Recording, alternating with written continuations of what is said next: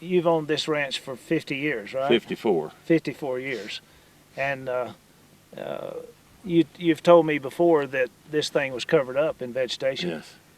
And you've changed that over that 54 years.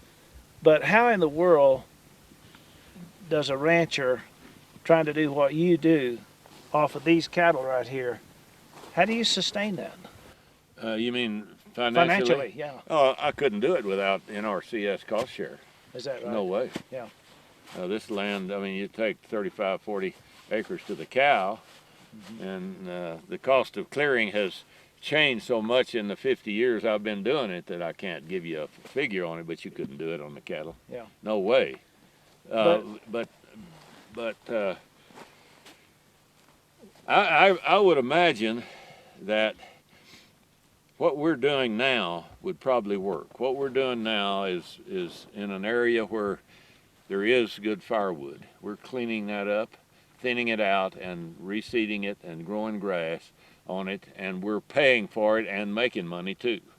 So that is a mechanical method with a chainsaw and a strong back and a weak mind like me, and we are paying for it that way. But when you come to a large area of these multi-stem junipers and there's no firewood in them, it's very difficult to do it. The birds come and land in it and drop these cedars or juniper seeds, and so instead of being able to kill it with a herbicide, you got to get it with a Pulaski, or you'll kill the good plant as well as the bad plant.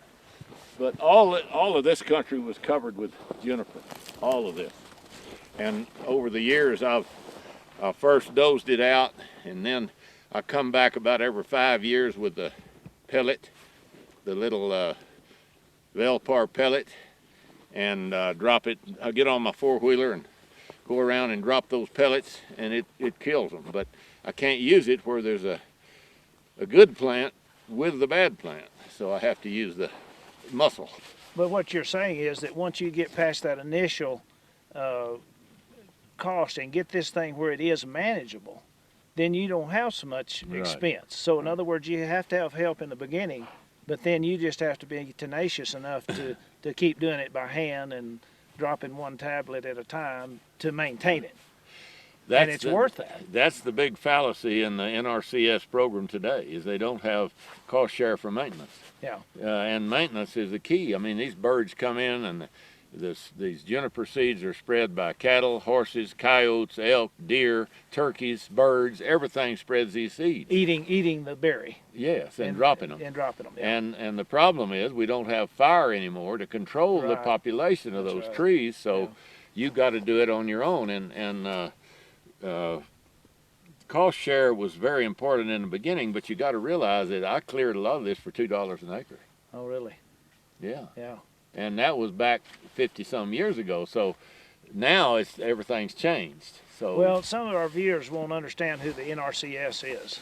That's a Natural Resource Conservation Service established in the 30s, right? During the Sun Bowl. I don't know what year, but it was back at least in the 30s. Yeah, maybe the 20s. My understanding was it originated because of the Dust Bowl era. Yes.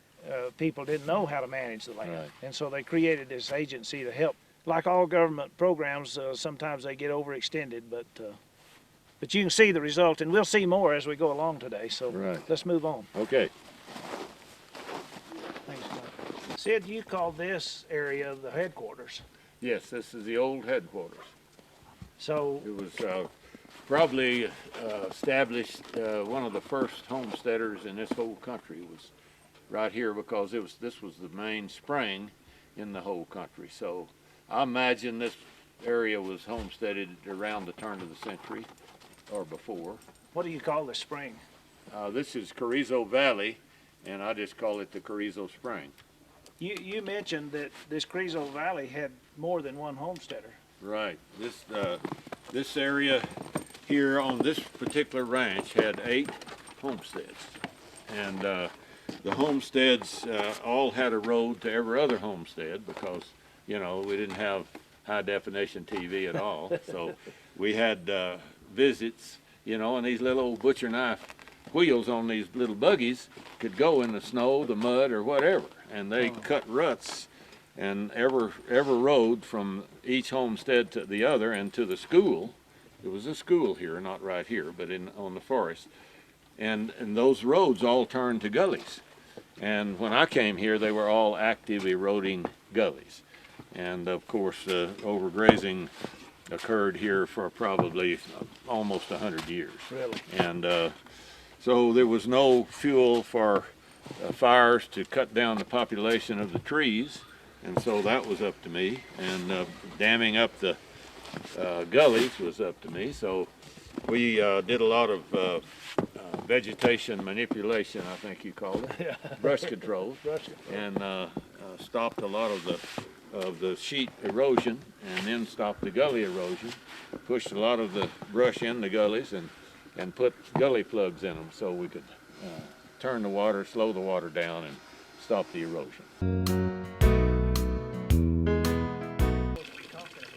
Okay. This canyon and the people, and that's what I'm interested in. So Anyway, that cottonwood came up on that dam after I built it, so that give you an idea how old it is.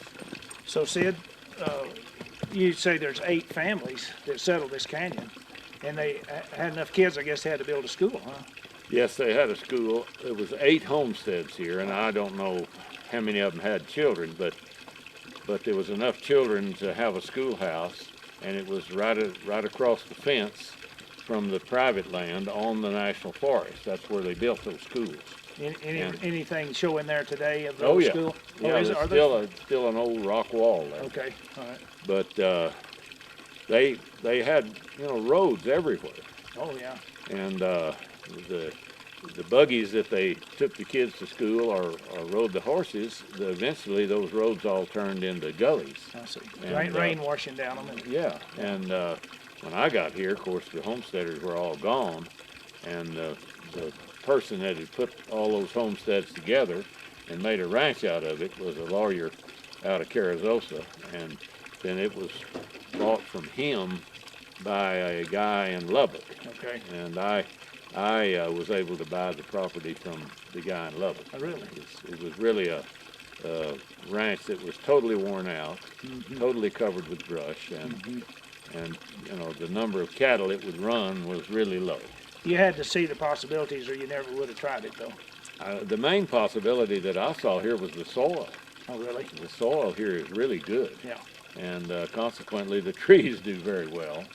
Yeah. But if you can eliminate the trees or at least thin them out, then the growth of grass is phenomenal. You sustained some income here then. Oh, sure.